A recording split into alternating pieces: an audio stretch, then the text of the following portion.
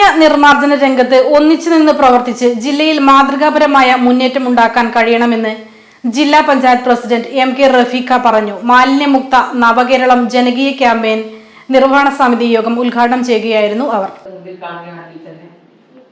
എല്ലാവരെയും കൂട്ടിപ്പിടിച്ചുകൊണ്ട് എല്ലാവരും ഇത് എല്ലാവരെയും ബാധിക്കുന്ന ഒരു പ്രശ്നമാണ്.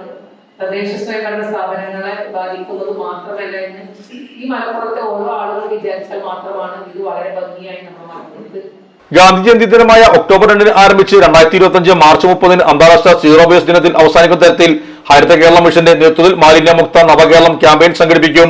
മാർച്ച് 30 സമ്പൂർണ്ണ ശുചിത്വ കേരളം പ്രഖ്യാപനം നടത്തുന്നതിന്റെ ഭാഗമായി ജില്ലയിലും പ്രവർത്തകർ നടത്തുന്നത് തൊഴിലാളി സംഘടനകൾ, രാഷ്ട്രീയ പാർട്ടികൾ, സർവീസ്, യുവജന, വ്യാപാര, സന്നദ്ധ സംഘടനകൾ, കുട്ടികളുടെ സംഘടനകൾ, വിവിധ വകുപ്പുകൾ, ഏജൻസികൾ എന്നിവയെ തദ്ദേശ സ്വയംഭരണ സ്ഥാപനങ്ങളുടെ നേതൃത്വത്തിൽ ഏകോപിപ്പിച്ചുകൊണ്ട് ജനകീയ ക്യാമ്പയിൻ നടത്തുന്നത്.